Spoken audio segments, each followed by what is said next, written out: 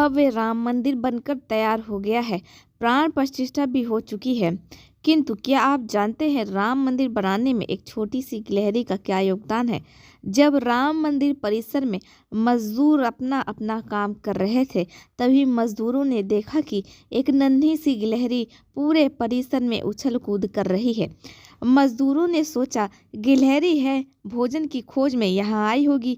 लेकिन दूसरे दिन जैसे ही मजदूर राम मंदिर परिसर पहुँचते हैं, गिलहरी पहले से ही गर्भगृह में उछल कूद कर रही थी। फिर मजदूरों ने सोचा कि हो सकता है आज भी ये भोजन की तलाश में आई होगी। लेकिन जब कई दिनों तक लगातार गिलहरी गर्भगृह में आ रही थी, जिस जगह पर भगवान राम की मूर्ति विराजमान होनी थी, तब मजदूरों से रहा नहीं गया। सभी मजदूर जो ईंट लगाकर दीवार पलस्तर कर रहे थे, एक ईंट को दूसरी ईंटों से जोड़ने का काम कर रहे थे। तब मजदूरों ने दीवार के पास जाकर देखा तो देखकर सन्न रह गए। नन्ही सी गिलहरी कंकड़, बालू, गिट्टी ला कर खाली पड़ी जगहों पर भर रही थी। यह दृश्य देखते ही मजदूरों ने जय श्री राम के नारे लगाना शुरू कर दिए। मजदूरों ने कहा, सतयुग से आई हैं भगवान राम के मंदिर में अपना योगदान देने। जब भगवान राम सीता मैया व लक्ष्मण जी के साथ वनवास पर जा रहे थे, तो रास्ते चलते हर तरह के धरातल पर भगवान राम के पांव पड़ रहे थे। कहीं नर्म घास भी होती, कहीं कठोर धरती भी, कहीं कांटे भी। ऐसे ही चलते हुए भगवान राम के पांव एक नन्ही सी गिलहरी पर पड़ जाते हैं। उन्हें दुख होता है और वो उस नन्ही सी गिलहरी को उठाकर प्यार करते हैं और बोलते हैं, अरे मेरा पांव तुझ पर पड़ा, तुझे कितना दर्द हुआ होगा ना। इस पर गिलहरी कहती है, प्रभु आपके चरण कमलों के दर्शन कितने दुर्लभ हैं। संत महात्मा इन चरणों की पूजा करते नहीं थकते। मेरा सौभाग्य है कि मुझे इन चरणों की सेवा का एक पल मिला। इन्हें इस कठोर राह से एक पल का आराम मैं दे सकी। भगवान राम ने कहा कि फिर भी दर्द तो हुआ होगा ना, तू चिल्लाई क्यों नहीं? इस पर गिलहरी ने कहा, प्रभु कोई और मुझ पर पाँव रखता तो मैं चीखती, हे राम हे राम। किंतु जब आपका ही पाँव मुझ पर पड़ा तो मैं किसे पुकारती? भगवान राम ने गिलहरी के पीठ पर बड़े प्यार से उंगलियां फेरी, जिससे कि उसे दर्द में आराम मिले।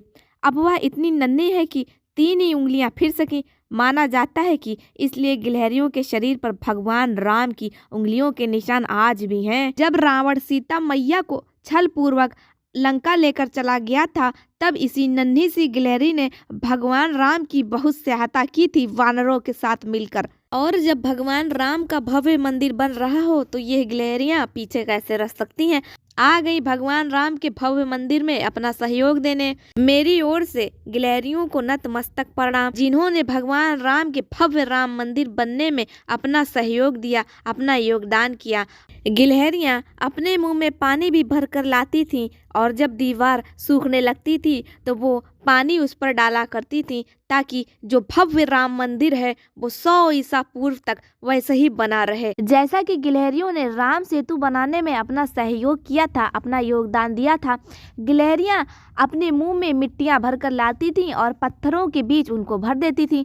इस दौरान उन्हें वानरों के बीच से होकर गुजरना होता था।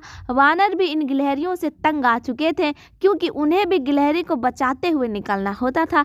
लेकिन वानरों को यह नहीं मालूम था कि ये गिलहरियां वहां क्यों दौड़ रही हैं। तभी एक वानर ने उन पर चिल्लाते हुए कहा कि तुम इधर उधर क्यों भाग रही हो, तुम हमें काम नहीं करने दे रही हो। तभी उनमें से एक वानर ने गुस्से में आकर एक गिलहरी को उठाया और उसे हवा में उछालकर फेंक दिया। हवा में उड़ती हुई गिलहरी भगवान राम का नाम लेती हुई सीधा प्रभु राम के हाथों में जाकर गिरी।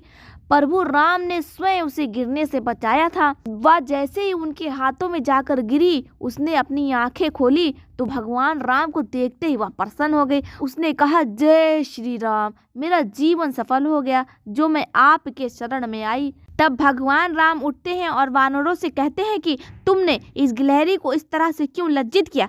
श्री राम ने कहा कि क्या तुम जानते हो, गिलहरी द्वारा समुद्र में डाले गए छोटे पत्थर तुम्हारे द्वारा फेंके जा रहे बड़े पत्थरों के बीच के फासले को भर रहे हैं। इस वजह से यह पुल मजबूत बनेगा। जैसे कि इन गिलहरियों ने राम मंदिर की दीवारों को मजबूत बनाया है।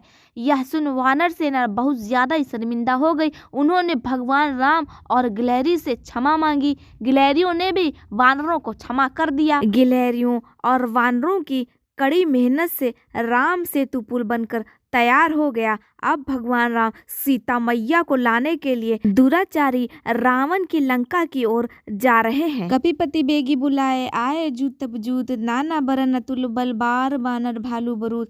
वानर राज सुग्रीव ने शीघ्र ही वानरों को बुलाया। सेनापतियों के समूह आ गए। वानर भालुओं के झुंड अनेक रंगों के हैं और उनमें अतुलनीय बल है। प्रभु पद पंकज नाभि सीसा, गर्जे भालू महाबल कीसा। देखी राम सकल कपि सेना, चितई कृपा करी राजीव नैना।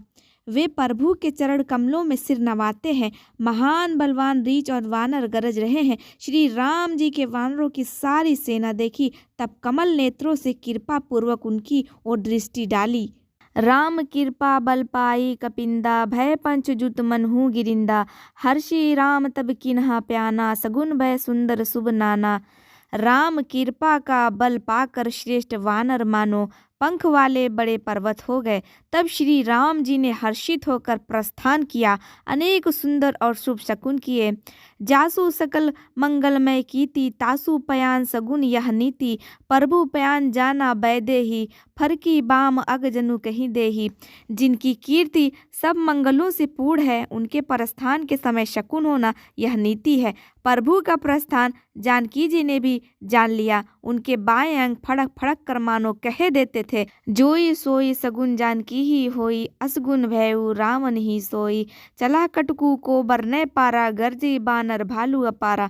जानकी जी को जो जो शकुन होते थे वही वही रावण के लिए अपशकुन हुए। सेना चली, उसका वर्णन कौन कर सकता है। असंख्य वानर और भालू गर्जना कर रहे हैं। नक आयुध गिरिपाद अपधारी, चले गगन मही इच्छाधारी। केहरी नाद भालू कपिकर ही, डगमगाही दिग्गज चिक्कर ही। नख ही जिनके शस्त्र हैं, वे इच्छानुसार चलने वाले रीछ वानर पर्वतों और वृक्षों को धारण किए, कोई आकाश मार्ग से और कोई पृथ्वी पर चले जा रहे हैं। वे सिंह के समान गर्जना कर रहे हैं। दिशाओं के हाथी विचलित होकर चिंघाड़ रहे हैं। सतयुग से आए गिलहरियों ने राम मंदिर में जितना भी योगदान दिया है, सहयोग किया है, उन्हें सत सत प्रणाम। राम मंदिर परिसर में काम कर रहे मजदूरों ने जब देखा कि ये गिलहरियां तो बहुत ही दूर से प्रभु राम के लिए बालू ढोकर ला रही हैं, तब उनसे देखा नहीं गया और उन्होंने फिर बालू को राम मंदिर परिसर में ही रखवा दिया, ताकि गिलहरियों को किसी भी प्रकार का कोई कष्ट ना हो और वो आसानी से सहयोग कर सकें राम मंदिर बनने में। गिलहरियां अपनी पीठ पर बालू रख कर लाती और भगवान राम के गर्भगृह में रख देती थीं और कहती थीं, आपका समय शुभ हो, प्रभु की कृपा सदैव बनी रहे।